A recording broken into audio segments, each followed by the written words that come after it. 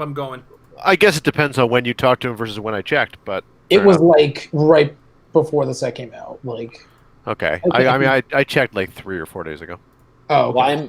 Well, I just messaged Jeff maybe like 20 minutes ago talking about, oh, I'm so sad that my case is still in the ether. So I just asked him whether stuff's on the shelf downtown, and he's typing right now.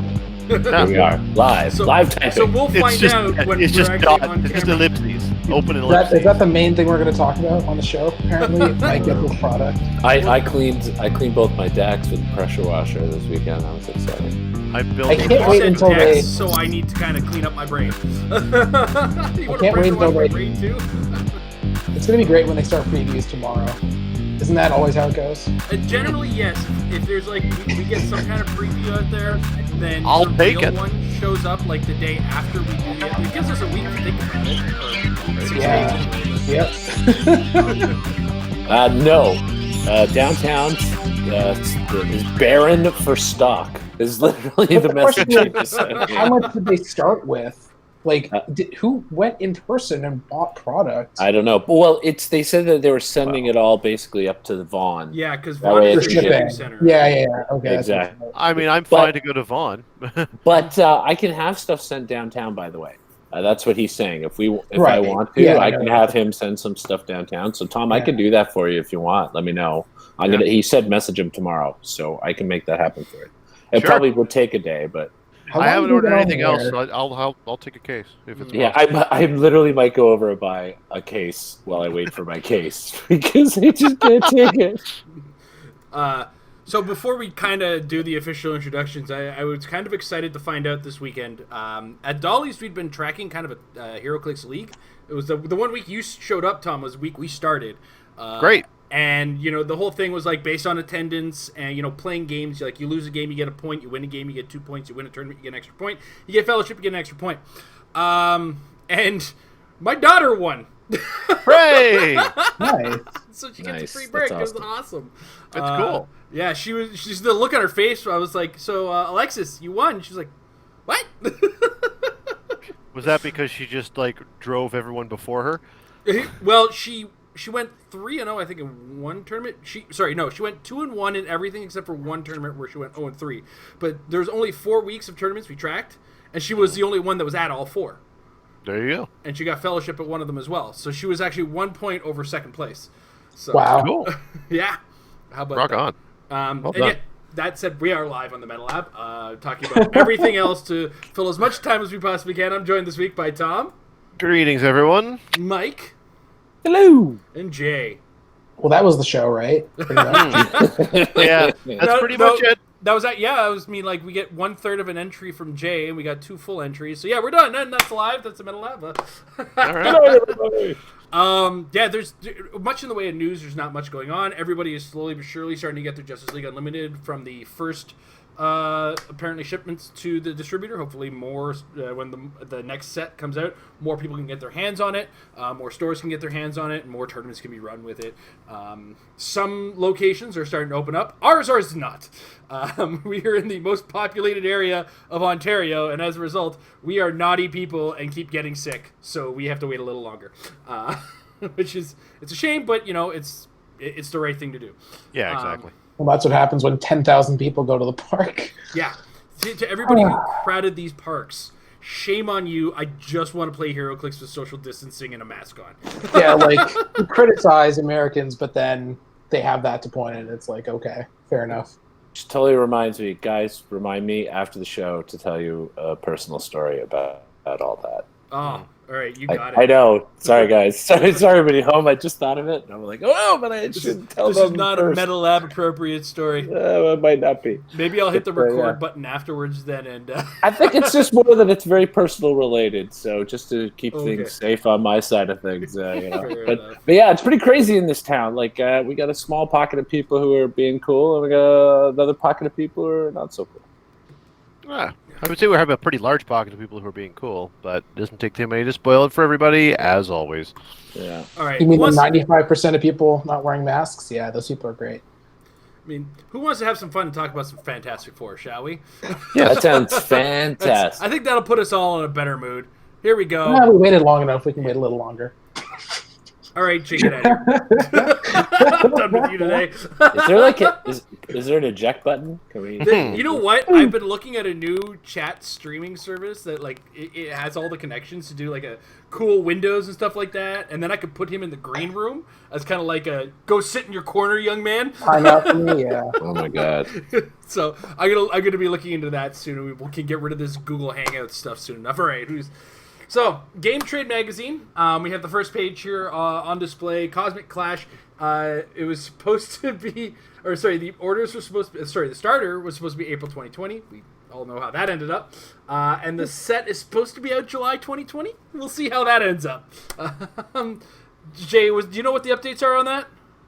Last I heard, the distributor or whatever website said the 24th? Of July? Something, yeah, whatever that Wednesday is. Might not be the exact. We'll call that the tentative date then. Yeah, I guess. Yeah, are they even running pre-releases? Because I think they said they were canceling all the events. I don't know. Yeah, I'm gonna hold my breath and say there's not likely gonna be pre-releases.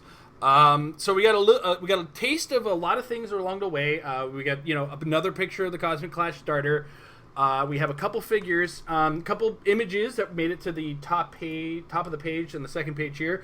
We've got a Gray Hulk, Fantastic Four outfitted Spider-Man, Ghost Rider, another Reed Richards. There's probably gonna be a ton of those in the set.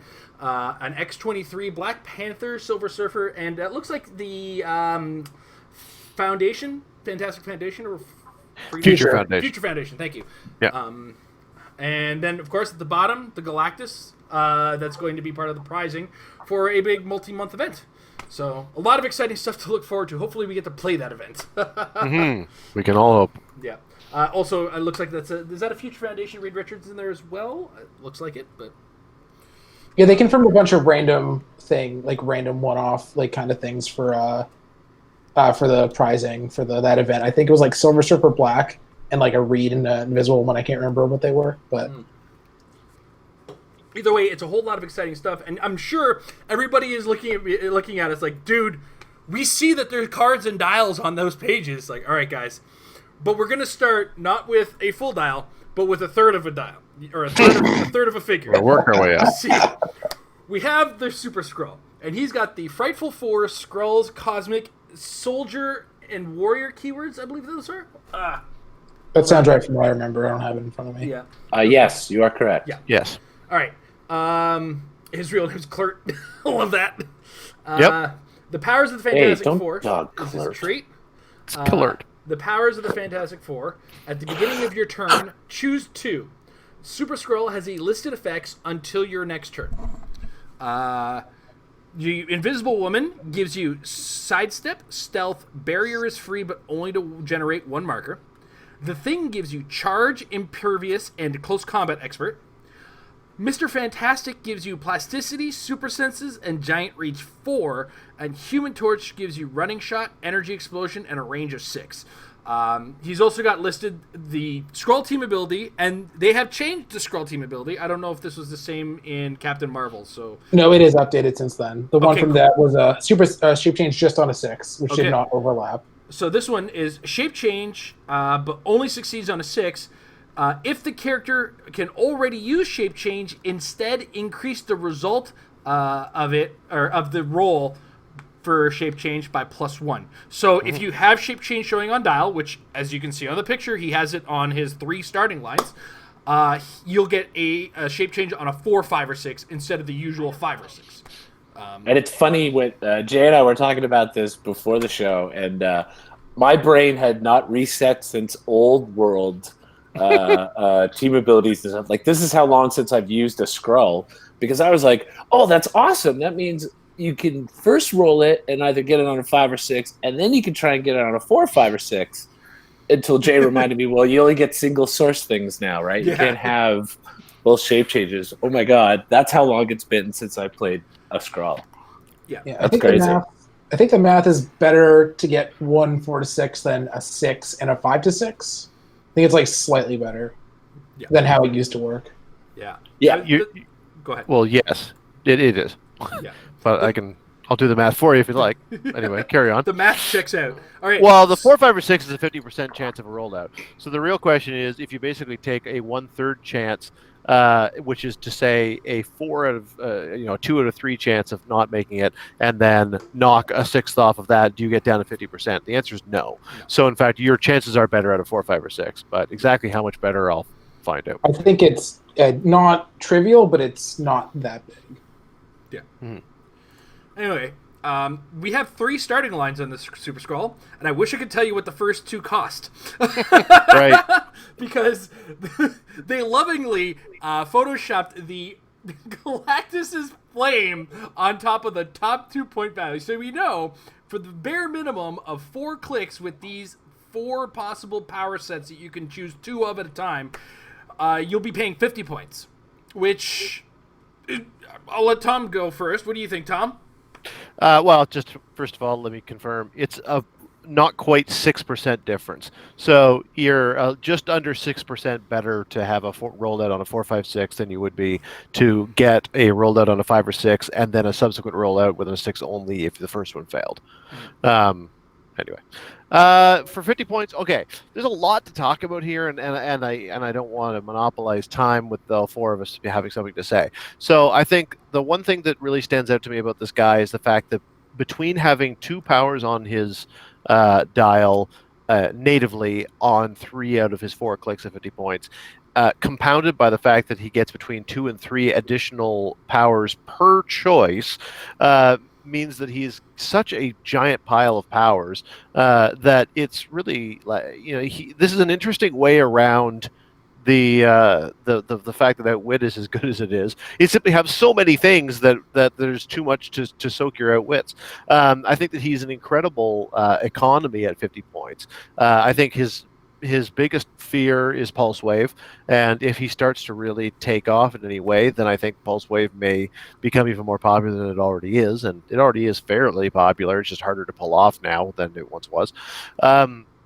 But certainly you do get an incredible amount of options, and just the sheer defensive capability is worth it in and of itself. The fact that you can lean back on impervious super senses and super duper shape change, or if it's more advantageous for you, stealth and super shape change on either super senses or impervious, that really goes a long way. And I think it's remarkable that you can get all of these different options, meaning that he really is a Swiss Army knife. I don't see him having a very specific usage.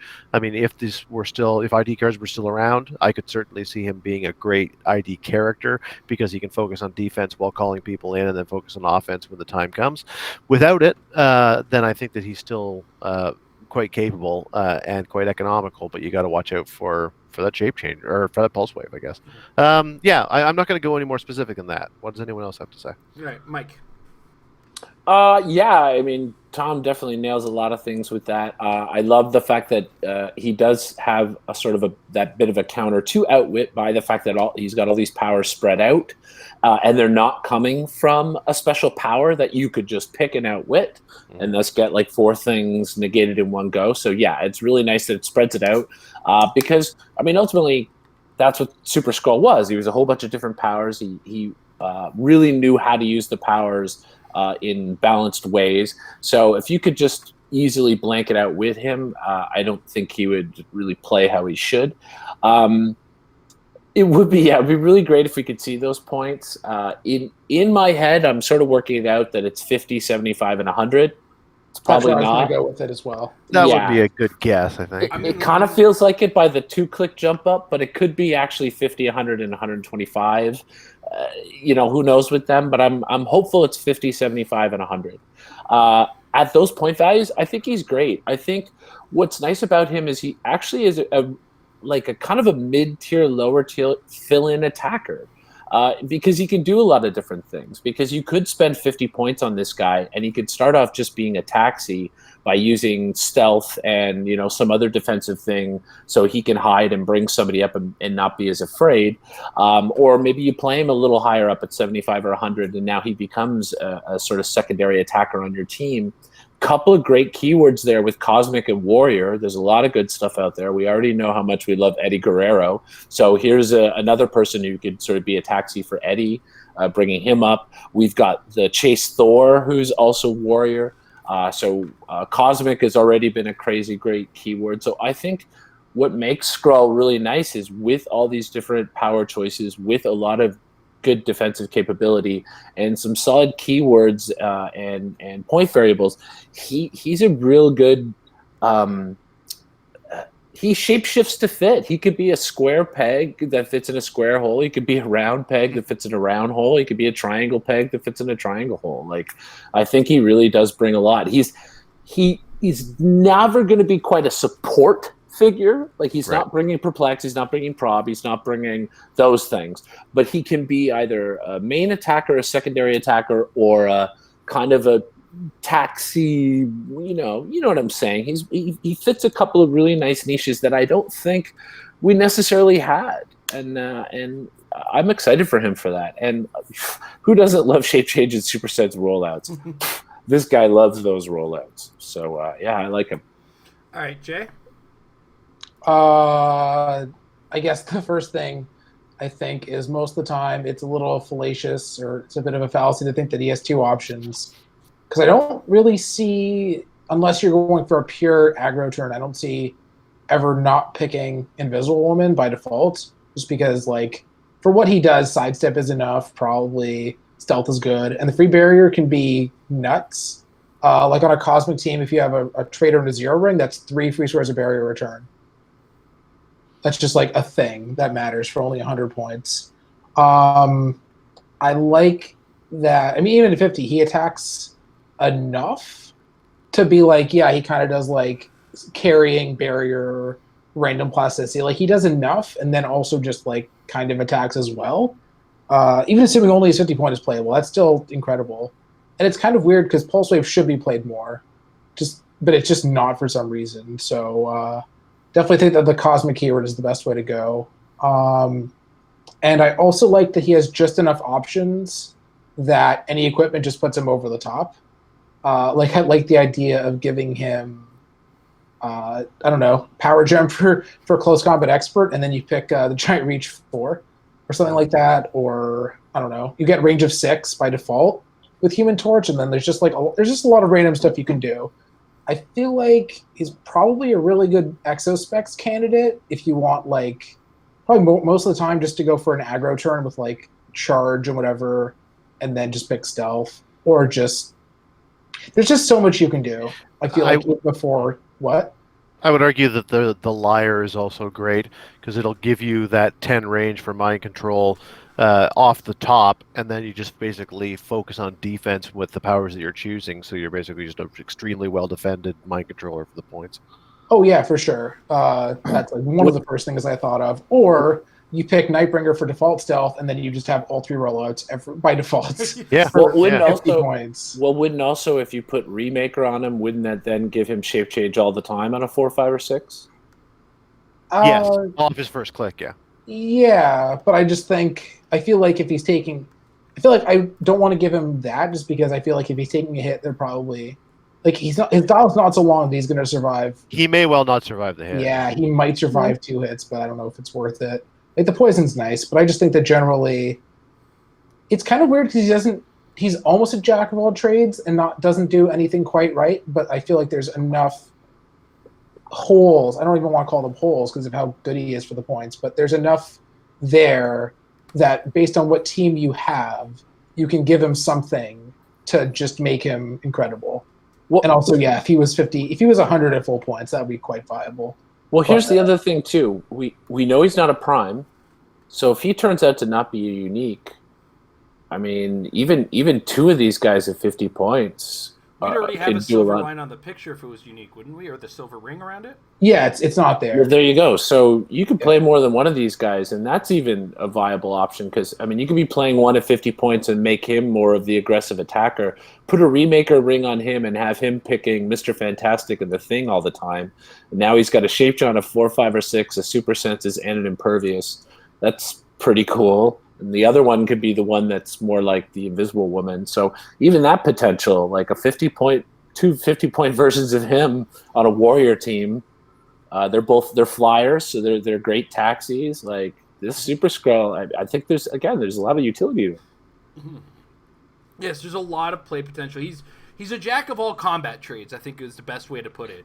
Yeah, good one. Jay was trying to say jack of all trades. I mean, he's not bringing the support, but he's bringing the beef, and that's even a 50-point dial. Like, what you can do with that at 50 points is just bananas. And, yeah, so for consideration, I love the image of a close combat expert at 4 squares away, by the way. I just love the image of that.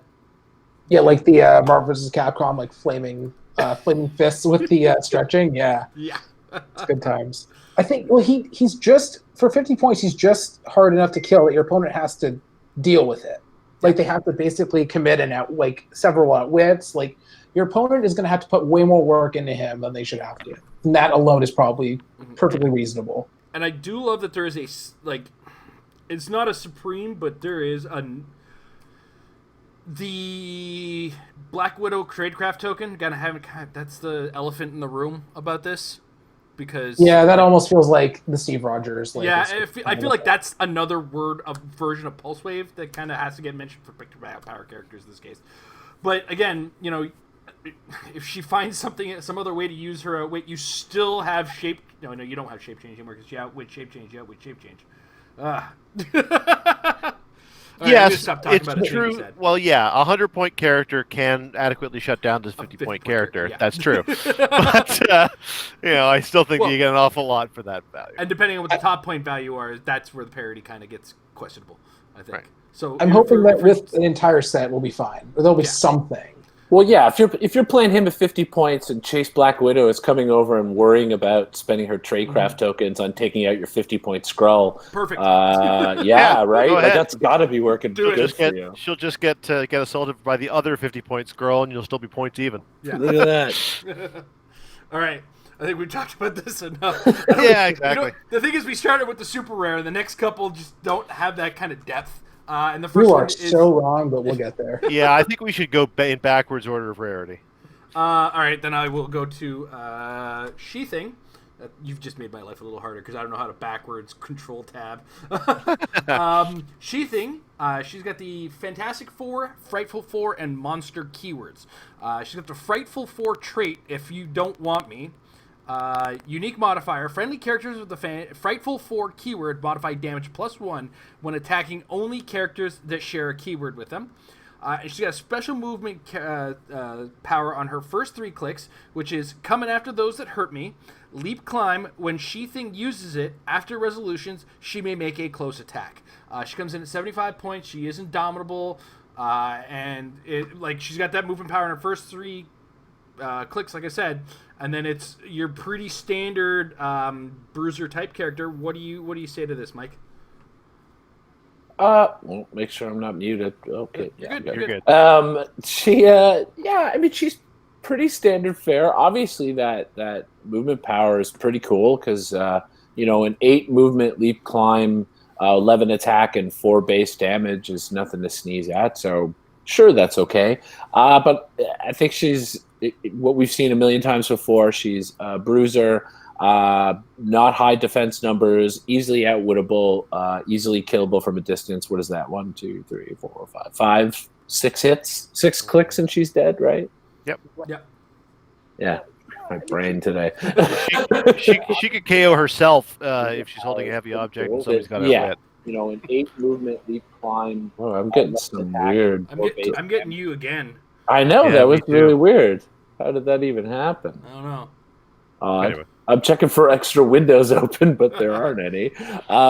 So, I mean, she's cool and all, but she's nothing special. She's not bringing anything amazing to the plate. So, yeah. She-Thing, yeah. Jay? I don't want to sound dismissive, but I think in the JLU video, we said this a million times, but basic close combat attacker doesn't do anything special. No WWE team ability. It's just fundamentally not the kind of dial that he's playing competitive. Should be a solid sealed play, assuming sealed actually happens, though. Yeah. Tom? Yeah, I don't have a lot to add. I wish I could say, like, the crux of it really is more or less what Jay just said.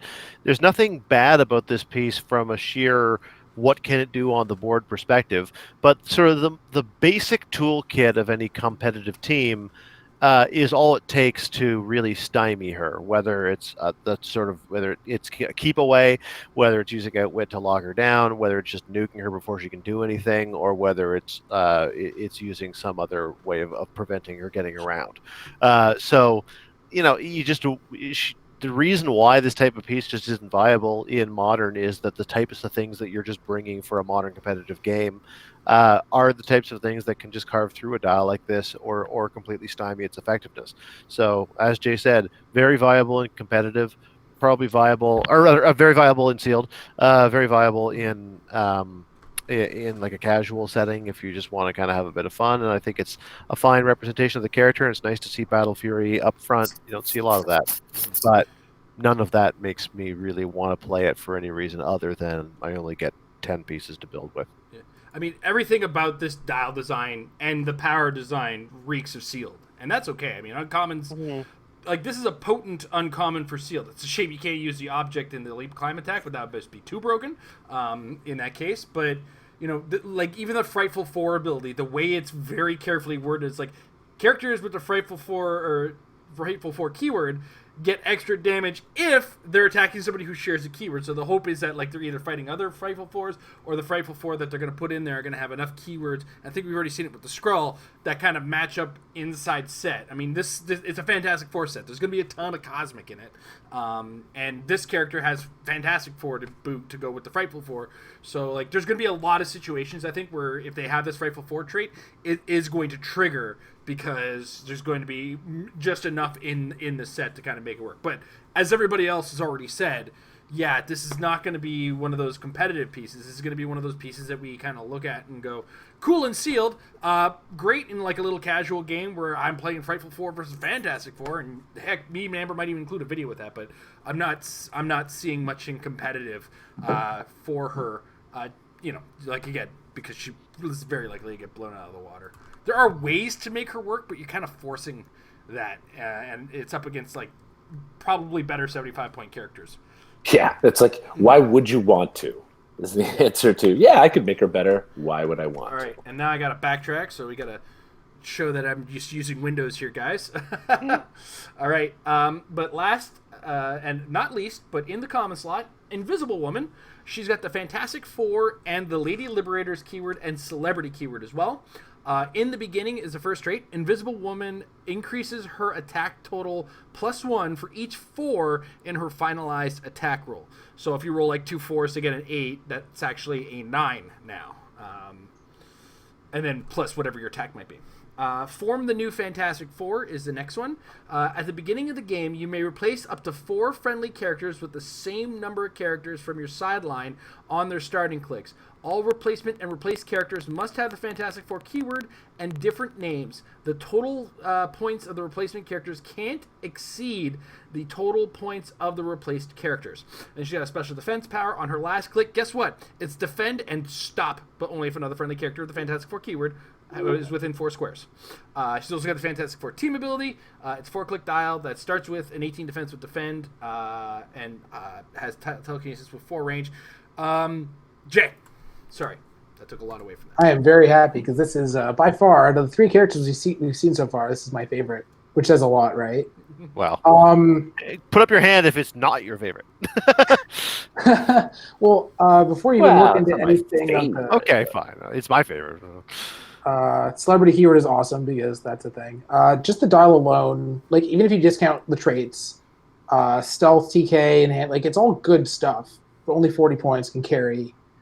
Just a lot of good stuff going on. And then, I'm assuming you're playing Fantastic Four, unless you're playing Celebrity, in which case you probably already have a Fantastic Four going on. But then you have a stop click with 19, which is already good in defense. That's all great. The Forest trait is obviously a thing that was going to happen. It's pretty good. That form the new Fantastic Four trait is, when they announced there was going to be a mechanic based around replacing stuff, this is like a million times better than I thought it was going to be. And even before I talk about what I like about it, on principle, I like the idea that we can have an effect that uses sideline besides playing 9 troublers and troublemakers, outside of playing very, very specific individual characters. I like. I mean, obviously, the teleporter or the Avengers Roundtable and teleporters. Tom loves that. Loved that better suited effect. So this is like that, but not better, but I guess differently good. It definitely all depends on what the Fantastic Four keyword looks like, but I think the set's named Fantastic Four, so it's probably going to be fine. I really like what. So there's at least a Hulk and a Spider-Man and a Ghost Rider. Yeah, because I can play Spider-Man, and I also Eternity. The fact that, first of all, the fact that you can be on any random theme team, like being able to just say, "Hey, I'm going to take this Invisible Woman off of my celebrity theme team and replace her with random, I don't know, Joe Fixit if we get him or whatever." Like that's just fun. Yeah. I also love the fact that instead of having to replace each individual character with the points, like you don't have to replace her with a 40-point character. I love that you get the pool of points essentially to work with, and you can really customize it. And I mean, I hope it's not broken. Like I hope it's just not so versatile that it's a problem. But I just like this mechanic as a thing that exists, especially because that was such a rotating roster that it feels right for the team, and hopefully, like I said, it's not crazy broken, but there's the possibilities, and the fact that there should hopefully be way more than 9 options that you really have to prioritize and choose, and that. I like the idea of this being a thinking person's sort of thing where it can pay off and whatnot, but I think that covered literally everything, so I'm going to shut up. Tom?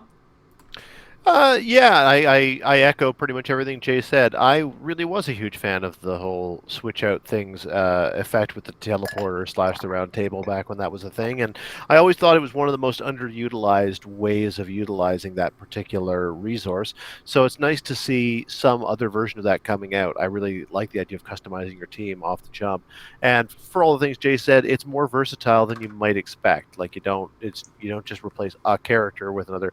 You think about like Kobik, for example, who has that effect that I have tried several times to try to think of a good use for that effect, but it really is kind of very restrictive. I like this is much more wide open, much more likely to see actual play. And so that really is the story of this character to me, which is perhaps diminishing the fact that she's a nice little stealth taxi with some defend enhancement if you're standing next to her, and some TK to either pull you back next to her or to send somebody forward. I love to see a stop click with a 19 defend. I like it even more when it's on the Fantastic Four team ability, which could potentially get healed off of, which means that stop click could activate multiple times in the game. There's nothing saying it only works once after all. So I think that there's a lot of things that go a long way. I like the fact that she pushes onto barrier if you really need barrier more than you need what's on your top dial. So there's a lot of versatility for 40 points, and the fact that she could always just dodge herself out for somebody else. I guess the question I would have, and Jay, you probably know the answer to this, is if it says that you can replace characters on their starting line, do you get to choose a starting line if it's a multiple starting line character? Well, the annoying thing about that is that normally characters on the sideline default to their highest point value unless the effect specifies otherwise, which is why it would work with IDs. Right. It might be if that's not how it works, it will be clarified, I feel like. I'm not guaranteeing that, but I feel like that should be how it's supposed to be. That was my thought too, and I would like to hope that you could choose a starting line, but yeah, my interpretation of the rules as they are now is that you wouldn't be able to, so who knows? Yeah. Well, if a character has multiple starting lines, you have to check. It's such a weird wording, I'm not 100% sure, but I should hope that it works that way, because that'd be weird if it didn't. And my only other question is the whole in the beginning thing. What are we going to see? Are we basically just going to see everyone gets that same trait? Or is it going to be split 50-50 between people who get an attack and damage bonus based on attacks? Or is it going to be something else altogether? The fact that it's called in the beginning to me implies that's how it works for the original 4. I could very well see it being different, like you said, for other factions or other iterations. Mm-hmm. There could just be something in general, kind of like what we had with the original X-Men, where when they rolled a 5, they all had some kind of effect. Yeah. No, that Yeah. was that was when they were the first to hit. What's that? That was that effect you're thinking of. What the bonus is just if that character was the first to hit. Oh yeah. Okay. Mind you, it could go beyond things, right? You could also say damage can't be decreased below the number of 4s in your final attack roll for somebody else. I don't know. I'm just interested to know what they can play with, because if it's all based around an attack roll and the 4s in it, then the only modifiers that would be relevant would be attack and damage. So I wonder if they'll just do that, just do attack, or whether they'll think a little outside the box. I'm interested to know. I'm interested to know what Mike thinks on top of all the things that we've been saying. Well, it's hard to say much more because they've definitely covered all the things. Yeah, I think Jay really hits on the crux of it, that she was if you ignored that forming the new Fantastic Four trait entirely, she was already a pretty solid 40-point figure that would fit on a team, either celebrity team or your Fantastic Four team, because she's got the TK, she's got the stop click, taxi with stealth, that was already things that you wouldn't mind spending 40 points for. That trait blows my mind. The potential for building, you literally, because you could have 9 figures on your sideline, so you could, in theory, have, so many different permutations of ways of building your team. Have a whole bunch of 75-point characters on your sideline, and now it becomes this intermixing of things. I'm a little afraid of it in a way. I like it so much, and I'm going to be obviously building a whole bunch of Fantastic Four teams in the future, because why wouldn't I? Because you basically can have 5 different, 100 different, whatever number of permutations of ways of building your team. Oh, I lost map, and now all of a sudden I'm on this indoor map, and I need close combat attackers, and I need this. Boop, boop, boop, boop. It's, you play it right. You can cover any scenario that comes up. And I guess what scares me is I know how many great players there are in the game of Heroclix, and I just see this being exploited like nobody's business. It's wow. It's just Heroclix players exploiting powers. Would we do something like that? I wish I could have seen the play testing of this one, because I'm blown away by it. I'm really stunned. Honestly, you could just keep changing your every round. You're just making a new team, right? You sit down against an opponent. You got a sideline of 9, right? Guess what? Now it says at the beginning of the game, so that's before initiative roll.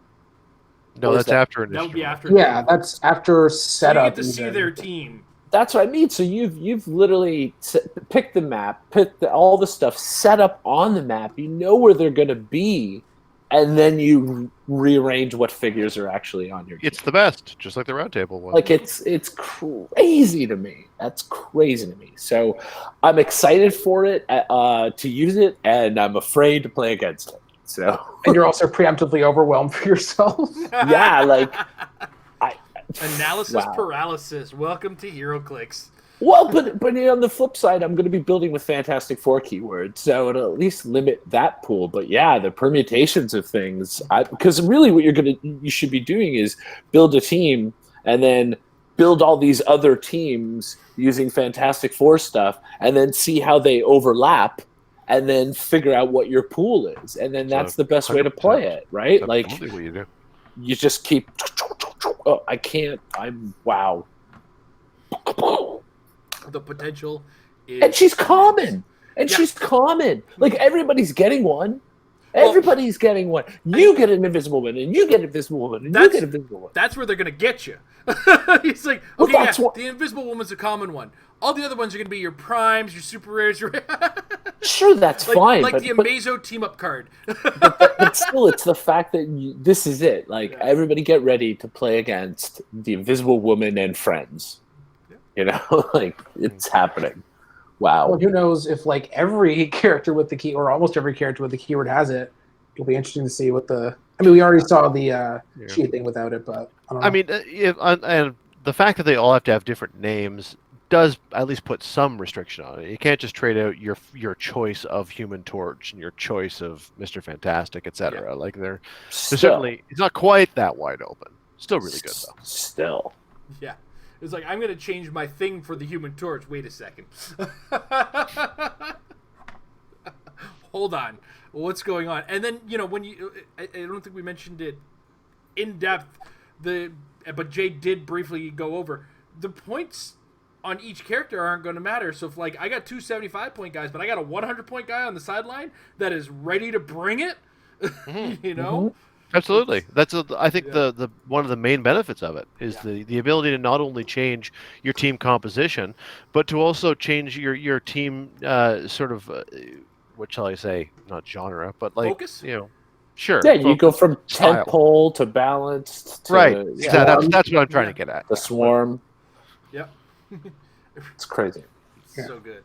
I love it. I do have one complaint, not about this figure, but I really still. I mean, we've seen 2 Invisible Womans, but I still want to see the really scary one. Wait, you actually do need to do the same number of characters, don't you? Yes. So you can't it's 4 for 4.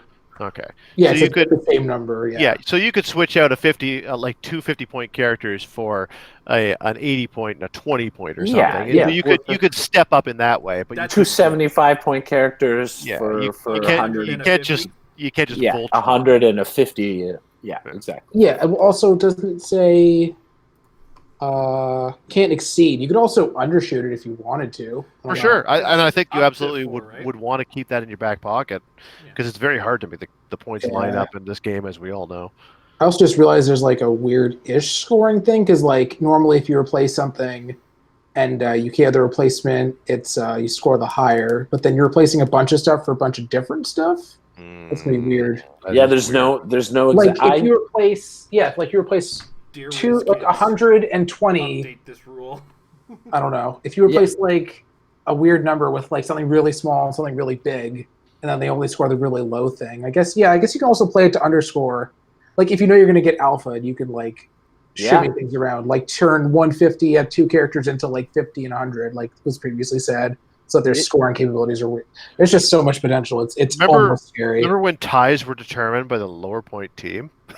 Somebody tried to pull that on me a couple of years ago at Worlds. I was like, no, absolutely not. When did you play last, sir? I was gonna say. What year is it?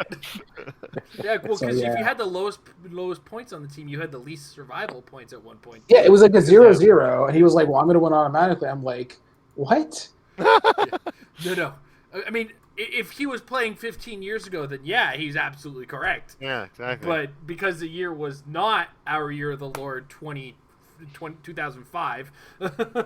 What was the object that just put up a barrier you couldn't destroy? So you just built the smallest field. Yeah, structural integrity field. So you just built the smallest possible team you could and structural integrity field yourself to the corner, so that you would auto win on being lower points. Good times. Good times, God. Oh God. All right. So that's it. I think that's all we got in the way of news. And unless there's anything else we want to discuss, it's time to open up the floor to questions. Well, no. No. It's gonna be a short week this week. My question is how we made it 45 minutes. Dude, We're loquacious people. I want to know how the crux of that was the common. I mean, that's crazy. She's a common, man. Yeah. No, I'm so happy about that though. Like, Yeah. Admittedly, I'm a real sort of a Heroclix communist. Like I really kind of wish everything was I'm a with common. you. I'm with you. But I also like the fact that the effect is in the common slot, and then the pieces that you use for the effect can go across the rarities. So I'm sure there'll be power chases that'll be super desirable for this purpose. But at least you can get a version of this purpose if you don't happen to have the right pieces to do it, as opposed to not having the option at all. I would much rather this than the other way around. I just can't wait to see 2 teams face off with this, and then it becomes the whole they're both going to swap their teams. So then you, as first player, you now swap all your guys out, and now your opponent now swaps. I'm honestly the thing I'm most excited for is to try to build with it in sealed. Because if there's enough Fantastic Four keyword stuff out there, then it may be conceivable to create a sealed team that can take advantage of the effect. What are you using? Sure you can. All of it. What do you mean all of it? All of it. All 10 of your figures for the booster. That's fantastic. Yeah. I've never done that before. I've heard it done before. I've heard it. But I've come close. I had at a Canadian Nationals qualifier the only one figure left in my packs, and then I had a sideline wasp as well. So I had like eight figures on board, one sideline, and then one figure from my packs that wasn't on my team. Yeah, it's totally possible. I mean, you're just trying to build 2 300-point teams out of 10 figures. Yeah. That's literally it. You just build 2 of those and you're obviously Fantastic Four teams. Yes. But still, like that's possible. Can you imagine being the poor schmuck who pulls just one of these and nothing else with the keyword? Why y'all looking at me?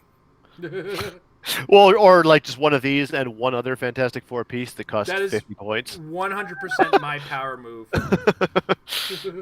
The only thing that's going to be weird and it's going to be a problem because at the beginning of the game, first player will make second player choose first, like and do all resolve the whole effect. So how do you build one of those circumstances? You're like, well, I'm trying to rebuild my team, but they're just going to rebuild their team to counter my rebuilds. Like, there's nothing you can do. But at the same time, if you didn't do it anyway, it's like that's the science of it because you clearly cannot drink the wine in front of you. It's I literally just watched that yesterday. But yeah, it's like fifth dimensional chess, but also like your opponent has the complete advantage. It's really weird. But we'll see, I guess, how high those themes go. It'll be interesting. It's like I don't have a theme team. I don't have a theme team either. Damn it! I didn't want this. All right. That said, before we get started on our questions, I want to thank our patrons over at patreon.com/Heroclix. You guys are awesome, and we appreciate the support. If you're part of the Patreon, check out either your inbox, the patron Discord, or the patron wall. I have posted our early access link to our video coming out this Wednesday for the rest of the world. So that's one of the perks that everybody in the Patreon now gets, as well as other various rewards that move up in tier, including a $15 tier. We can't wait to see what people come up with if they decide to join in that, where you can start building teams for us, and we're going to start playing them either on Roll20 or in person when the environment gets good enough for that. Right. So once again, check that out. Patreon.com/marriedwithclicks. I went through like 3 different decades of how to tell people what your website is. All right. So I had to pull up a couple things. So you're starting on our Patreon Discord, as a matter of fact, and the first question comes from David C. He wants to know: would characters swapped in by Invisible Woman mess with Samurai? And of course, Samurai is things not covered by Samurai tradition, my occasional weakness. Characters that weren't on the starting force modify attack +2 when attacking only Samurai. Characters that weren't on a starting force modified defense +2 when Samurai attacks them. I'm going to push this over to Jay because you're usually the rules guy. Yeah, this is I'm a 99% sure, but I'm looking up just in case. I just don't want to be wrong in public. So basically, I have no if you're basically the best way to explain it is the starting force in the competitive context when you have a build sheet is what you put on your build sheet as your force. Specifically, your starting force is the force you build during force construction, and contains all game elements that you began the game with, blah, blah, blah. But yeah, your starting force is, what's it called? Because, your sideline isn't part of your... starting sideline's not part of your starting force. Yeah, it does not include your starting sideline. So yeah, right. that would trigger that, and that'd be pretty funny if they were main forcing Samurai. Yeah, so don't play Samurai. Or if it's like, okay, they played a Fantastic Four team, they switched 4 of their characters. You know what? Samurai is not my trouble alert for this game. Okay, he's a perfectly good support piece. I think I'm playing Samurai tomorrow night. Absolutely. There's nothing wrong with him. That's the thing, that occasional weakness, it's an occasional weakness. And, you just have to work around that somehow or just accept that it exists and, that's what I find about it. You don't trouble alert him in for attacking anyway. You have poison, and then you have, the TK or the Force Blast or whatever. That's not the purpose. Yeah. Even so, it's a good question and an interesting interaction. If nothing else, this will save me 3 minutes of waiting for the judge to come over in that one time that it ever comes up in a game in 3 years. And we'll remember this episode. And that's going to be the game that counts, Tom. Right. Then those 3 minutes would be the difference. Our game. Yeah. Well, we'll both forget it. Yeah, we totally will. Yeah. How many people actually remember their occasional weaknesses? That's a real question for you. That's an excellent question. I remember them for players of games I'm watching more than they do. But honestly, they really they just actually don't come up that often. A lot of the good ones are just so, like Wonder Woman's is telekinesis. Like, come on. When is that actually coming up? Well, I mean, No, like it's just a lot of I have skittering out seen there. I have seen Black Vulcan's smoke clutter barrier come up. In fairness, and because Captain Marvel's a big thing with invulnerability, Brainiac's invulnerability weakness actually does come up. So it's not nothing, but it is worth trying to remember your game That'd be funny. effects. He also wants to say, if you were in the Invisible Woman quandary, would you maybe even consider concede first player if you did win map? I think we discussed that in there somewhere, where it's like, yeah, sometimes it might be worth it. Yeah, Well, no, active player chooses the order. Yeah. Yeah, So- you would when you are first player, you would, assuming you're doing it optimally, Okay, yeah. you would make your opponent pick first. Yeah, Right, so 'cause both- you wouldn't seed first playerness. You'd Yeah. still be the first player, but you'd seed the action. resolution of this effect. Yeah. It's more like So you it's would make them. So Let's to see kind that. of explain it, when two things happen at the same time, whoever is the active player is the one who decides the order of it. Therefore, because both of us are doing this at the beginning of the turn, I am going first. I'm the active player. I say you do it first, and Right. then I will build around that. And Yeah, that's it's the the same Lily Valor reason. quandary. Yeah, for a current example, it's the reason why if you have a Groot and they have a Groot, you can activate your Groot to have your Walking Woods completely fill the starting area before they have the chance. Right. As just one example. Alrighty. Looks like that's it in the Discord chat. So we move to the YouTube. Well, we do the YouTube last. So next up is the Facebook community group, is where all the action is happening. And this one hurts my feelings to have to answer. And we're taking guesses here. What do you think the odds of Worlds in Graceland happening this year?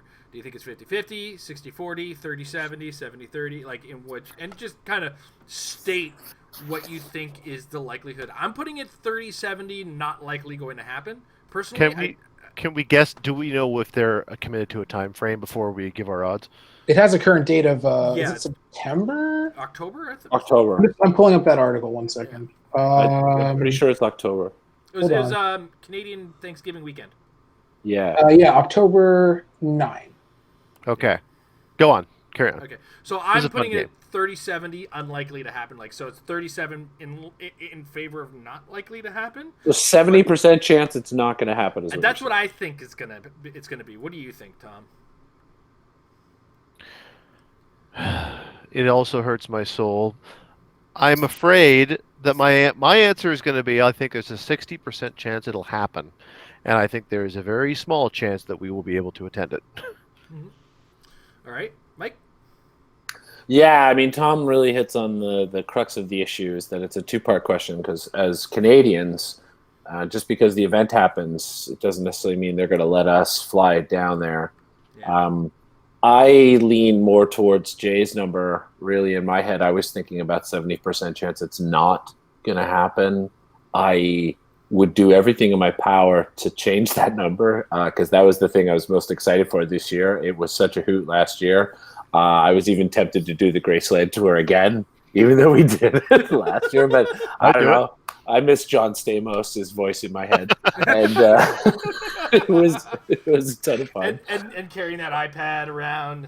Yeah, right. It was a ton of And fun. this year I can redeem myself by actually buying into the package that comes with the LEs, as opposed to Oh, going, yeah. who's ever going to want that storm? Right? Oh. You poor man. Besides everybody, you mean, Tom?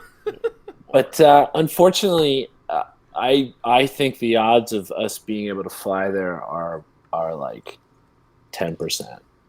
Like, I just don't think that the world's going to open up enough and border travel is enough. Now, the flip side is we could drive. There's a chance that foot travel will be open versus plane travel, and I don't think I'd want to put myself in a tiny metal box and fly over anyway. But Is that like Strangers. 16 hours or something? I'm working on that right now. I'm going to go from my place to Graceland. yeah, so that's the hard part. Is I think there's only the 30% chance it's going to happen, and I think we're looking at like almost a 0% chance that we loving Canadians will be able to go, and that's really what hurts the most. My family is incredibly flexible with Thanksgiving, but so if it's happening, I'm making it happen. Well, we technically don't celebrate it here in our house, and I lost my mom last year, so I don't have to go and visit my mom anymore. So I don't say that in a happy way, but like I would totally be flexible to do it. I would drive for days to do it, but I just It is a 14.5-hour drive. I was not far off. Cool. Yeah. That's not bad. It's conceivable. Yeah. Okay. I think it's inconceivable. Well, I think the other part of the question is, even if it can happen, the question is it a bad PR move to even do it, as well as would people actually go if it did happen? Mm-hmm. Therefore, would they run it to begin with? Because both those things. I think, I don't know, I feel like my ballpark number is 20% that it does.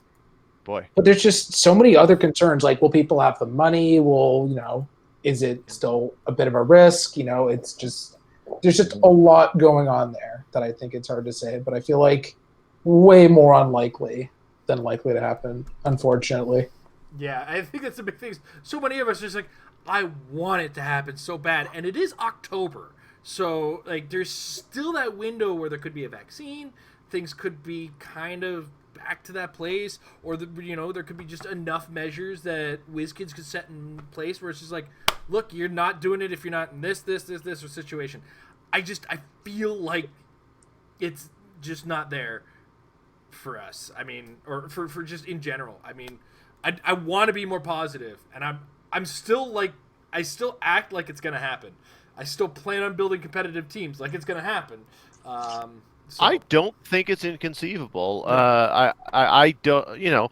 Well, I mean, I already gave my odds, at least in my opinion. But even odds notwithstanding, I think there's a semi-reasonable chance. Like, it won't be like last year, and there's 100% chance it's not going to be like last year. But that doesn't necessarily mean that it won't or can't happen. It is still farther away from us now than we are farther away from this whole thing really having hit in North America in the first place. Yeah. I guess the real question is, do we think that we are far enough along in the cycle that it will be conceivable to start having some kind of public gatherings of this sort by that point in that state? And I don't think that that's completely inconceivable. I don't know. I would just say, though, that if you look at the way the numbers have been and the upsurge that we're seeing in the numbers now because of how many people are, it's warm weather, let's all go outside. There's a lot of speculation of the second wave hitting into August and September, which would then, like, if you think about everything really hit back in March, and it's now June. So April, May, June. So that's 3 months later from when everything really hit. So if we get a second wave that starts hitting in July, August, well, 3 months after that is, August, September, October. That's what I'm saying is right now would be what October would be. And the world isn't open enough right now for it to happen. Yeah. That's why I don't think the world will be open enough come October for it to really happen. I guess what I'm getting at is that that's not the only scenario. And that's the reason why I'm not losing hope. I'm just not getting my hopes up either. No, that's where I'm at. Like, I'm the same way Jay is. I'm still going to build teams. I'm still going to be looking at the calendar. And if somehow my industry starts work and booking, I'm still going to mention to them, hey, I might need some time off around this time. Like, let's keep it open. Absolutely. Like, we'll know when we know. But you never close the door, right? You never close the door completely. Right.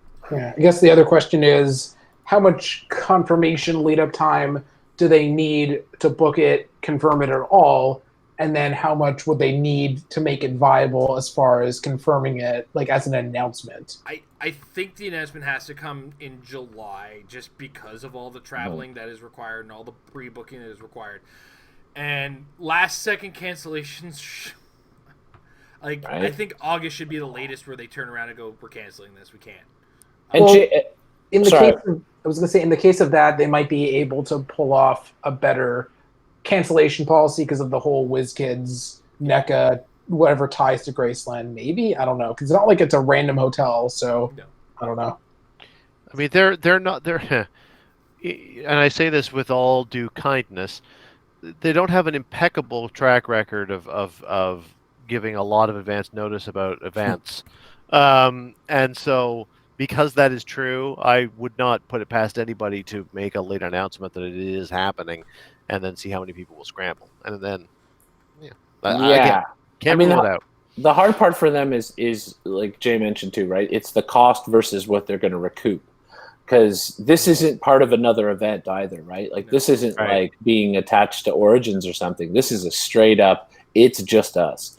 And if they wait late, make a last minute announcement, the world doesn't quite seem balanced, then numbers are going to be low, and can they afford numbers to be low? So I think that's the other push on their side is this the year to do it when so many people have been home, so many people's disposable income have reduced as much as it is. There's so many question marks. You need to give the lead up for booking flight, booking hotel, all these many factors is really why I think it's a low percentage number, because as a business, do you want to run this event that's solely you and have 20 people show up? Yeah. And that I think that's going to be it, where it's like, do we eat the deposit and just not run this? Or do we keep going, pay the full price, and then, like Mike just said, a couple really diehard players show up? I guess all of their names.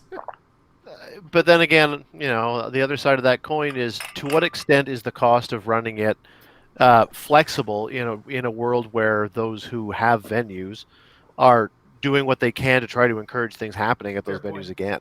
Like there is an incentivization there that may be put in place. It's hard to know. Every venue runs differently. But half your money back if you can't get X number of people. Yeah, like there or like a future deal, right? Like there's a way of saying, even if we'll need a certain amount to cover right now, but we'll pay forward any possible discounting opportunities. There's a lot of factors. I still feel like if they hit that the second they put up that hotel block, it could sell out quick again. Who knows? Yeah, I feel like there's also the possibility that they book it and all that stuff, and then the venue says no, this is not happening based on the situation. So yeah, that too, right? It's not their choice. Or they post an announcement and say this is very tentative. Be aware that there might be a cancellation last minute or close to it. They would have to handle it very, very well. Did anybody check the hotel facilities? They had some like conference rooms and stuff, if I remember correctly. I'm gonna throw this out there: if Graceland isn't the option, and the hotel, because the hotel and Graceland aren't necessarily the same thing, though they do have partnerships. I don't know if they're owned by the same companies, et cetera, et cetera. I'm not gonna speculate on that, but the hotel could be the place that we run the thing, because they have some. It looked like they had some conference rooms and stuff like that where they could potentially run this stuff. I think we should just. Yeah. I'll put it this way: if they actually put out an announcement with a hotel block, I will book a room. I may not buy the flight at that moment in time, but I'll definitely book a room. You know what I'm saying? If anything, I think we should all start to pitch in and like find a long distance travel rental car or something like that. I just bought a car. Hop in. It's a swanky car too. All this is to say, or I was going to say, just run it online. Like, instead of doing team sealed, which team's not viable, just do team constructed. Is it better than nothing, though? I know you're learn roll 20. Stop being old. It's not about learn. Okay, God, if I could stop being old. Oh God, if I could stop being old. Roll 20 is the equivalent of running the game through Microsoft Paint, visually. Let's not kid ourselves, okay? Thank you. So don't get all uppity in me here, where it's like, just get with the times, old man. No. If I was getting with the times, I'd be on Tabletop Simulator. But I've looked at that thing, and it's not pretty. So let's say what it is. We are doing the best we have with the equivalent of like HTML Microsoft Paint, and I'm fine with people are cool with that. It's something. But don't go old man on me when I'm working in the game industry, and I've seen some things, son. Exactly. It's like he's asking me to. It's like he's asking me to unplug my PS4 and put my Intellivision in. Right? No. No. I'm not playing Lock and Chase. You're the one who's settling, sir. Wow. I don't know. Like, we're talking about an interface here, not the game that underpins it is the same game. So I'm kind of with I Jay. know. I'm just Settling. throwing away the shut up old man. Yeah. I was Why? just Thanks, talking buddy. to Mike specifically. Thanks, Mr. Collins. You're welcome. I'm on your side, man. I prefer touching my stuff. I own these things for a reason. Right? We all prefer touching our stuff. We're all men in the room. All right. Next up, Rick Ryan gets to go on that segue. Who is the must-have of the new Trouble Alerts and Let's Cause Troubles? I can't believe how long we're taking these on these questions, guys. I say the must-have on the new Trouble Alerts and Let's Cause Troubles. I'm kind of in a tie with Gorilla Grodd and Black Vulcan, mostly because I steer away from the Cosmic Theme Team, even though I do have a Brainiac. I personally steer away from the Cosmic Theme Team. But that said, if you do run the Cosmic Theme Team, do consider Black Brainiac as that option. I've over-answered. Tom, what do you think is the must-have? I think it's Brainiac and Black Vulcan, but you already said that, so I agree. You're allowed to agree. I agree. All right. Mike? Man, I keep flipping a coin between Brainiac and Grodd on the one side, and I know how great Vulcan is, but I kind of like Samurai for me a little more than Vulcan. I see Samurai building on more of my teams than I would Vulcan, so he gets the slight edge there.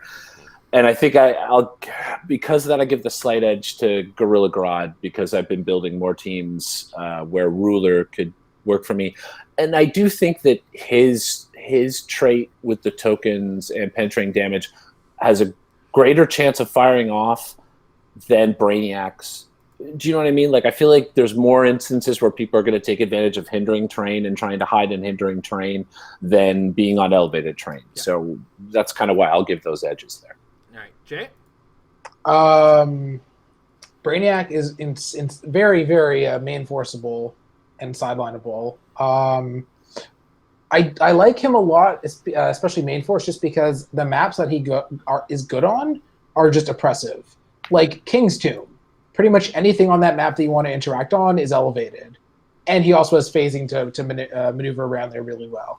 And then if you randomly get him in the middle of the game, just the Hetwit alone is really good. Black Vulcan is so good as a Trouble Alert that he's probably better or close to as good as the turn you were trying to play anyway before you missed.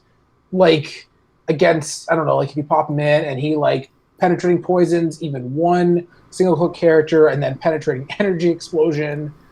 He has one of the most uncommon weaknesses. And, I mean, penetrating poison alone for free, and then just getting to do other stuff. Like, even penetrating poison alone, and then phase carry whatever brought you in. There's just a lot there. So if you're going to Trouble Alert, get two Black Vulcans, I think, because you never know. That said as well, I don't want to take away from the fact that they're all really good this time around. Yeah, if you're going out and buying your product, don't feel bad about what you pulled. You probably pulled something playable. Yeah. I mean, it's not like we have the Atom this time around, or... I have two of that guy. Bite your tongue. I have two of him as well. Mostly because I bought some of the chases in bulk with, like, multiple groups of them. I just pulled what I pulled, and what I pulled was a Hawkman, two I love Atoms. seeing that. Have you ever called in that Hawkman? He's always there. Oh yeah, I have actually called Hawkman in. There are times when close combat expert's really helpful. So yeah, he's not completely useless, but the Atom, no, he's definitely not completely useless. But being the 16th worst thing in a list is not. No, he's not. The Atom is number one, but what can you do? Yeah. All right. Next up, John Murillo. I think we answered this recently, but I guess we can revisit it. Are you playing games at your local gaming shop? What precautions are you taking in this age of Steve Carino virus? I obviously ad-libbed because we'll try to fight the YouTube thing as it is. I mean, right now we're not doing anything because we all live in the GTA. And they don't let us get in groups of 10 yet. Yeah, it's a no. So no. Part 1 is definitely a no. Yeah, part 1 is definitely a no. I know at first glance at Dolly's we're gonna be limiting the number of players in the tournament. That's the first step we're taking. And it could be like a strict 6 because we got to allow customers in the store and staff in the store. And I am going to be super obnoxious about signing up on the win. Because if I have 6 people on the win and some person just walks in off the street, I don't care where you came from, you're getting kicked out. I'm sorry. It's bad news for you and probably a bad look for me. But honestly, I got to be strict about it. Groups are going to be limited at first, and then even when groups go a little bit higher, I'll still have to strictly limit our tournament numbers. And then, of course, I'm going to have the strict rule of hey, don't shake each other's hands. Do your best to not cough on each other, that kind of stuff. It's going to be hard, and I don't know how many players are even going to show up given the state of the world. I know a few players who are going to show up who are just chomping at the bit to get some Heroclix in, and I don't blame them. It's crazy time right now. We all want to play this game again. We all miss each other from playing this game. We have a lot of friends that we played this game with, but we are going to, I know at Dolly's we're going to be strict about just be careful, don't touch other people's things. The back of the card's there, what click number things should be on, what stats are. Looking at things is going to be a thing. Just carefulness. I'm going to stress carefulness. I think that's going to be my big thing.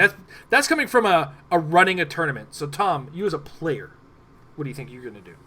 I mean, we talked about it quite a bit last week, so I'm not going to kind of go over the whole episode. I guess I will simply sum it up by saying, when the time comes for me to go back in, my 2 rules of thumb are going to be as conscientious as possible around, sanitizing and keeping distance where possible, yada yada. And secondly, and probably most importantly, so it probably should have been firstly, gauge my opponent's comfort level and what they are comfortable with. And if it is perhaps more extreme than what I'm doing, then go to their level. And otherwise, stay at my own. But be conscientious and be thoughtful of the other side of the table. Mike? Yeah, I think that's probably the most important part. Will be just talking to each person I sit across from and gauging where they're at to keep them comfortable. And I think if the store doesn't already have the hand sanitizer there, I'm going to try and bring it with me. It can't hurt to right before you go to play against an opponent, put some in your hand and do a little of this, and that'll make them feel good. Because then if you inadvertently touch something on the table, well, your hands are good for that moment, and everybody can feel good. And so really, ultimately, just having an open dialogue and doing your best to just make sure everybody feels comfortable. Jay? I got nothing except where can I get some of those old timey, in the war room sort of thing where they have the long sticks that they push around the whatever those are called. It kind of looks like the things they use in craps. Yeah, the crap sticks. I don't know what those are called, but yeah, one of those would be pretty cool. Probably do have a name too. Barbecue tongs. I'm sure they have a name. Maybe I'll try and find out what it is right now. I wonder if I still have my barbecue tong skills from when I was a chef. I remember one day, as a joke, me and an old buddy of mine were like, "You can't spin the dial. You can't run this game with just tongs." And I actually turned a dial a couple clicks with a pair of tongs, holding the character and the dial. And he shut up after that. I love this game.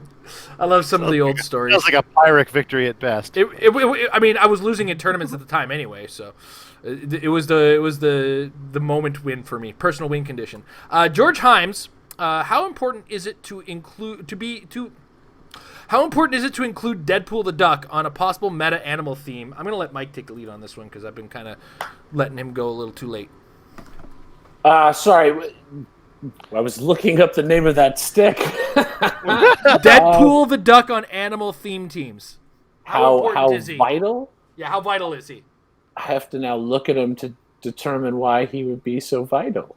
I haven't looked at him in a while. Where are you, Deadpool the Duck? Well, it's mostly just that he's good, right? He is good. Perplex and wild card, and he's tiny, so you can carry him around, and he's got the the kind of quasi dice replacement thing. It's actually quite a good dice replacement. Actually. Yeah, it's just I'm always loath to say how vital.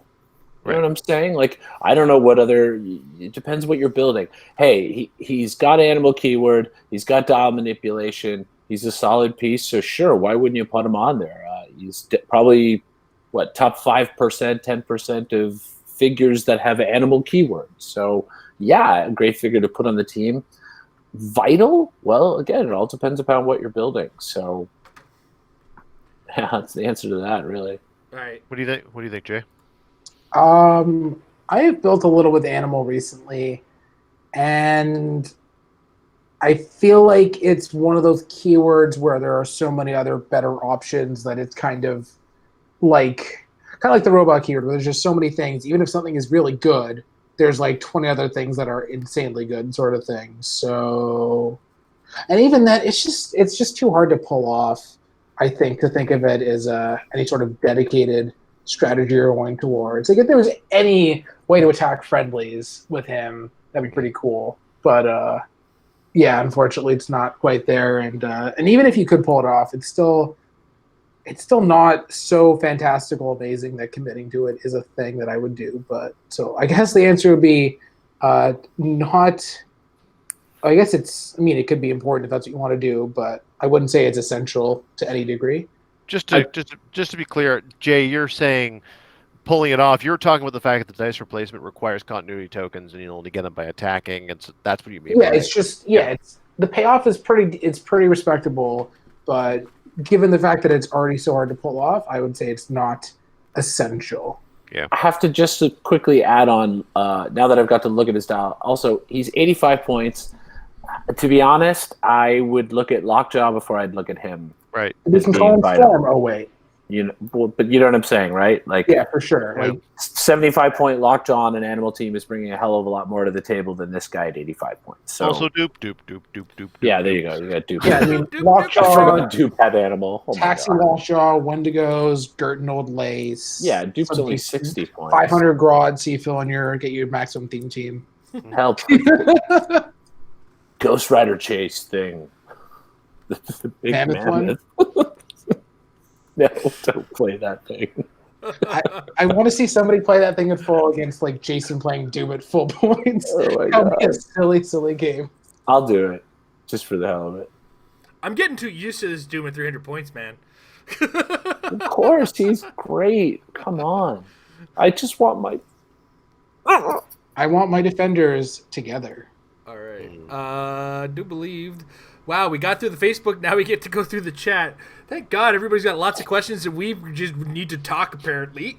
Yeah. There's There was one one more- main Married with Click's Facebook post, not from the group. I was going did to I say miss there one? was one Basically- more from Michael Fedor. Yeah, what's viable in robot, basically. Oh, what's viable in robot? Right, like everything. Yeah, what viable options are there? I Just literally, mention- Try Sentinel. well, that's it. I literally posted a 300-point team as a response to that, which had Machine Smith, Isaac, Ultron, Tri-Sentinel, the Superman from JLU, Brainiac. So there's 6 great robot figures right there. I mean, I mentioned robot in the last question on purpose because Yeah. that's kind of the answer. Like if there's 20 viable robot options and there's 50 pretty good ones, like Yeah.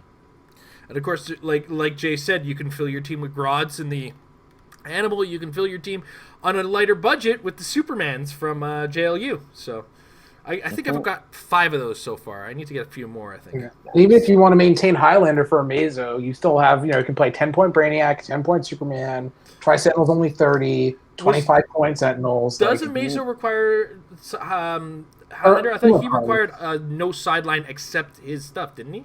But team-up cards in general. Well, that's the thing. Each team-up seemed to be different. I thought that was a general rule. Place the game default card, and you can't choose a team-up card if any character you're starting. Okay, there Yes. so it's there. Yes. Never mind. It's a general rule. I thought maybe the Amazo worked differently because he worked differently. So Yeah. You also got Earth X Iron Man. I mean, he's more on the higher side of points, but he's robot. and he's got some really good damn pogs, and the map with him. Did we mention Ultron? I assume you did, but I didn't Yeah. hear it. Yeah, Yep. Ultron. Like, There's a Yeah. lot. In fact, Robot is in a unique spot where I think that it has a very high percentage of the pieces out there are viable. That's a weird thing to say. Like, it's a weird way of putting it. But I think it's true to say that there's a lot of quality in Robot. So I think that Michael Fedor's question, to some degree, might be almost easier flipped around, which is that, like, what isn't useful? Is Skeets is still good, right? Yeah, he's still modern. So Hopefully, you got Skeets and you got Bat Knight. I thought Skeets was one of the ones that was. no Bat Knight. I think Skeet is labeled as 2017, but he came out later, or there was like a mix-up with the. Okay. Because I was going to say because Bat Bat Knight Knight. is the same year as the tank. Bat That's Knight's taking why. a hike. Got it. But Skeets is still good. I was going to say also hopefully a bunch of Doombots in the new set. Well, I think Oh, yeah. we already saw that they're a thing because EarthX Reed says that they're a thing. Yeah, So- when we saw the front of the card on the Earth X Reed Richards, he makes Doombots. Therefore, there will be Doombots. Oh, my body's ready for that. Just everything about that set. Oh, man. All right. Back to the chat. Ethan Beck, with JLU finally being in the hands of players, I've noticed some talk about the figure number 65 super rare Wonder Woman. She seems cool, but I can't seem to think of any team. Any ideas? Also, Dr. Doom team ideas. My Dr. Doom team idea is Dr. Doom. That's it with the map. Good luck. Have fun. The Superwoman or the Wonder Woman, I haven't put much thought into it. Jay, have you? I'm just looking her up again. I just remember her being a bit expensive. Yeah, she's 90 points. She's a little tough. Yeah, she's got she Ruler and she's got is. Warrior. I just love the protected Outwit and Pulse Wave. That to me just goes so far with the ESD at these numbers. You're funny.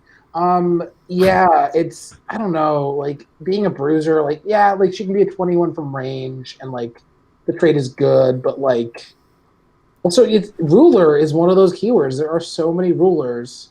Like you put Jason Wingard in there, and then you add the filler, and then you add like there's just so much. Like I don't see a possibility where you build a good ruler team with what we have now, and then still have points room for this Wonder Woman. I just don't see that happening. All right. Like Robot. What about you, Mike? Yeah, like I think that's really ultimately her problem is she just doesn't like 90 points and she just doesn't feel like she's quite got the survivability. If you were going to build with her, I think you have to look at Ruler or you have to look at Warrior as the keywords you want to build around. You're not going to build around Justice Lords or Amazon, sorry. Ruler gives you more options because you got some lower point filler things like, Proteus, Colossals, where you could play a Thor down to 50 points. Ultron also has Ruler, so you can play him at his lower point dial. So there's just so many other things out there in those categories, though, that I think are better than her. But if you want to build with her, I think you have to look at those categories. I think you have to look at maybe Ruler especially and start to fill in some pieces there and try that. What about you, Tom? I mean, I don't have a team for her, which was the question. Yeah. And I don't exactly know where to start. I mean, I think that obviously starting with the keywords is the sensible place, but it's hard to get something that's going to be better than the other ruler options, and I don't think Warrior's quite there, although there are lots of individually good Warriors. So that leads me to think that maybe the team is not themed. But if it's not, then what is she doing for 90 points if there isn't something that's doing better? And I don't exactly know. I believe that she's got a toughness and survivability about her that is greater than it seems at first blush. And I think that she could be a pretty good cleanup piece on a team that otherwise is hitting first, because she's got more longevity than anyone is going to give her credit for having. So I don't have a good answer. I just think that there is a good answer, and I'm excited to find out. Yeah. I will add as well for the Dr. Doom, do kind of keep an eye on Mystical and Scientist as the keywords to kind of work around for that if you want to play him below 300. I will say real quick, I managed to throw Mojo at 75, of course. You used Mojo? I don't believe you. I know. Oh wait, I think I even put the higher point one. Oh man, there's even more room here. Actually, there's some wiggle here because with her at 90 points, Mojo at 75, Thor at 50, Magneto at 25, and a Gorilla Grodd. That's only 250 points. You still have 50 more points to build with there. You've got 2 TKs, 2 Perplexes, a Prob off of Thor. You could even play Thor up at 75 points, or maybe you play Ultron instead. So there's some stuff you could build with there, but I think definitely you want to get some TK. So maybe look at that Magneto because he's only 25 points. He's got leadership. He's got that cool thing where he can move you an extra square. And then, I love Mojo, and 75 points with the Perplex. He's got TK too, and he shifts around the map. So there's something to build off of, I think, if you really want to make that Wonder Woman work. I think those are some things to look at. All right. Tom, you already answered, right? Yeah, okay. I chimed in. We all did. Sorry. Next up, Neo Shazam. I didn't answer on Doom. Oh, okay. If you wanted to add, I don't know if you wanted to add or not. I played against it a bunch. Mystical is really cool. Scientist is really cool. Pretty much all those keywords are good. It's just hard to say what's best. Immediately leaning towards Scientist just because there's a lot of really good support options, and keeping him alive is obnoxious with his stop click and his team ability, which it's hard to say that I like it more than Wildcard, but it's pretty good. It's really good. Yeah. Cabal is kind of a non-keyword. It's not nothing, but yeah. Oh, but you get the hood. The hood. I love the hood. You can play. I will say unironically what Jason said ironically. The hood. He's honestly not even bad though. He's not bad. I am serious. I did get to top 2 in that sealed tournament with the hood and Ebony Maw. So you weren't even able to abuse his whatever, the gems. Yeah. I've unironically looked at the hood. But yeah, the generic keywords are all. Except for politicians, they're pretty much all there. So as long as you're supporting him really good, and you can maybe heal him a little bit and support him, can't really go wrong. Except for I don't see playing him at 300. That's a Jason game. It's a Jason game and nobody else's. Easy now. I'm sure somebody out there is like, you know what? Let's try it. If he had topped out Prob, if he had that, if the first 2 clicks are maybe switch, I could see that. But that's a risky game. I'm not a gambling man. I'm a very safe player, as we all know, and we hate me for it. Yes, you're the most fun player because you're the king of innovation and you try all kinds of new things. Next up, Neo Shazam. One of the most important maps for the meta game right now. That is, I think, harder now to answer than it's ever been because we don't have that underground cavern. I'm looking ahead to because we are days away from rotation. So if we look to where we get to rotation, I don't personally foresee a map that's must have. Though I've been hearing a lot about these rock maps that are problematic. Horrifying. Say that. So do keep an eye on some of those. I wouldn't. Some of them are going to be like, hey, it works. This makes this team particularly broken. I do believe that's somewhat problematic in my life, but that's my own opinion, and I'll leave that to the side for now. When I say look to the rock maps, they sound fairly potent, and know how to play around them. But especially get the starter set maps, the location bonuses. They're worth having. For sure. Especially, sometimes they work for your team, sometimes they don't necessarily work for your team, but there's a lot of potential in how they will or won't work. So that's my 2 cents on it. What do you think, Tom? I think that your general statement is the right one, which is that the most effective and the most oppressive maps are a lot of the rock ones at the moment. And I share your feeling that seems I don't love that fact if that's true. But if, strictly speaking, if the answer to the question is what are the best maps out there for the meta game, King's Tomb comes to mind. On I can never remember what any of them are called because I don't have any of them and I don't like any of them. Ancient Hold? Yeah, that's another. That was the one. I was like Underground Temple. Right. No, it's Jay is on top of what everything is broken because he's using it. Jay, what's broken in the rock maps? I've been playing Black Widow, which is not as map dependent, so you're wrong. If your team wants to play on Ancient Hold, it is probably a good team, so it kind of works backwards. And if you're playing unthemed, you almost certainly want Stark Towers. That's just probably... Yeah. Yep. Yeah, agreed. I mean, there are theoretically better ones, but that is just like the default.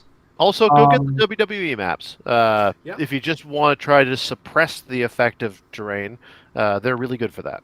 Yeah, I played a lot of WWE Arena on stealth teams, and I just want to do whatever I want teams. Yeah, if your team wants to play in King's Tomb, it's probably a good team. Just trying to look quickly. There's a lot of mind control out there, so that skull camp location is pretty good, and the Constellation.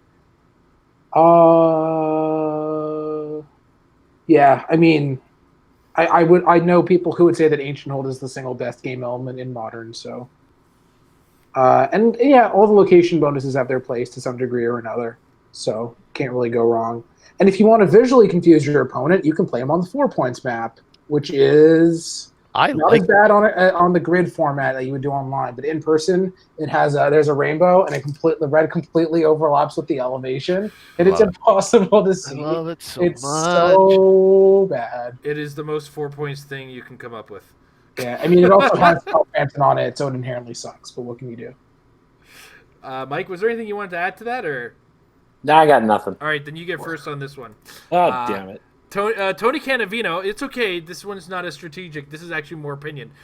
Do you think that WizKids will make the con exclusives available in their online store, or do you think they'll run a con in your store like they did in previous years? Ooh, man, that's... I don't know.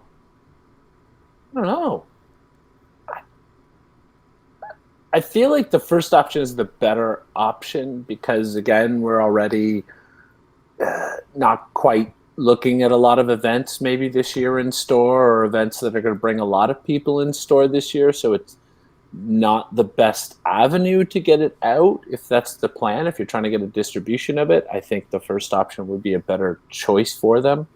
Not sure what they're going to do, though. All right. Jay, what do you think?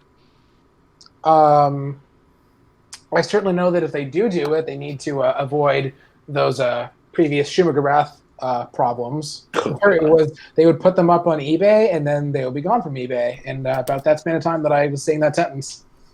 So yeah, they would have to. I think it would be what? I said you're giving it too much credit. It would be way before you even started that sentence.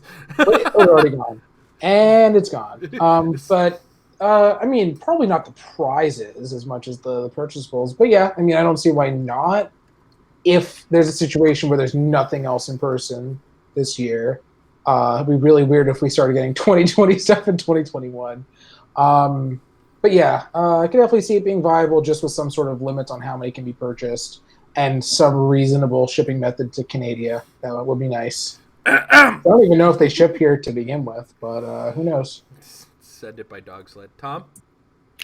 Yeah, I can't say I have a strong opinion on it. I will just borrow them anyway. Let me put it. The only thing that I'll throw into the mix is if towards the end of the year there is starting to get some momentum at a local level, and they feel that making them available for a con in your store will do something to help sort of goose the attendance or local economy of your game shop, then maybe they'll do that just to try to play the long game.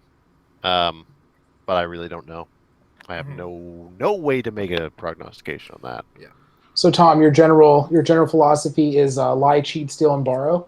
That's my yes, exactly, and that's that perfect example within that. So what you're saying is you and me are gonna have a ladder match over the custody of your my son? children. I'm throwing the match. Oh, damn. Holy crap. That's hard. Hey man, I gotta be able to afford all the figures Tom's gonna be borrowing, right? But wait, is it then like active player chooses? To kind of add my 2 cents, it would be nice to be able to run the con in the store type event. As Mike said, can we? Is it a possibility? Who knows? And then to add what Jay kind of snidely remarked, are we going to get it up here in the Great White North of Canada? Because we tend to get left out of these things.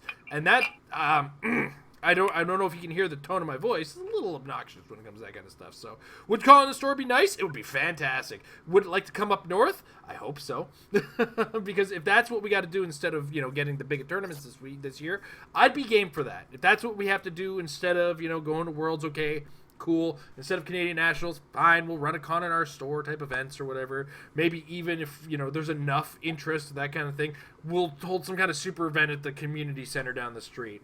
And we'll do something big for it and have fun with it because there's only so much space in dollies. And we'll try to make it big.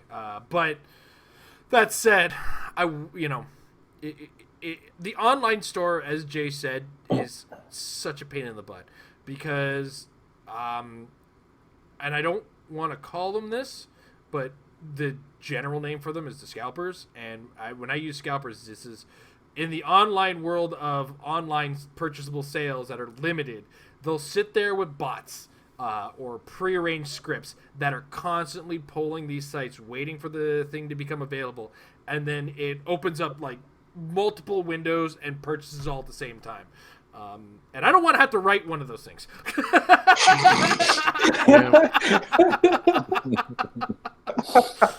You think I won't? But, I would prefer, the give the stores a chance to recoup from all of this.